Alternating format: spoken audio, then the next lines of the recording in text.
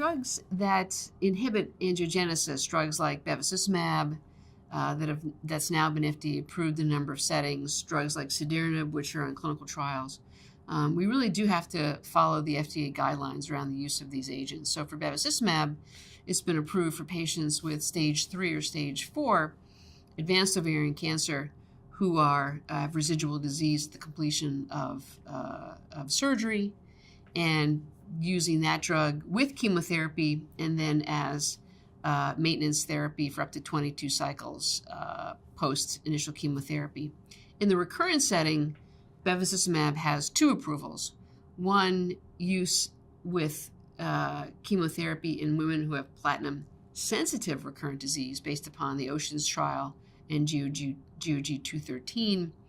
So Avastin or bevacizumab can be added to either carboplatin gemcitabine or carboplatin paclitaxel.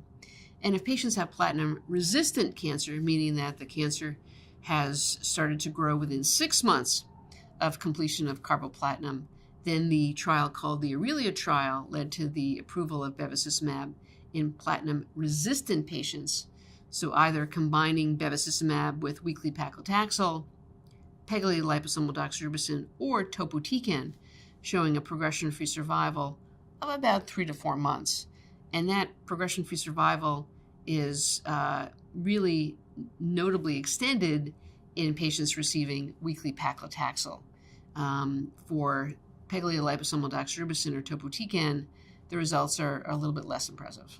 The role of pazopanib in ovarian cancer, I think, is problematic.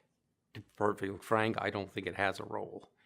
There's a randomized phase 3 trial which demonstrated a prolongation of progression-free survival utilizing pazopanib, but it needs to be pointed out that it never went to approval. The company abandoned the drug, and my own experience with it in other tumors has been that it has a toxicity profile that is essentially unacceptable. So pazopanib is a tyrosine kinase inhibitor in the same family as cediranib, sunitinib, so on and so forth. Pazopanib has a significant amount of fatigue associated with it. And when used in maintenance therapy, causes so much fatigue in patients that I think the companies and the regulators realized that this was not an effective maintenance therapy.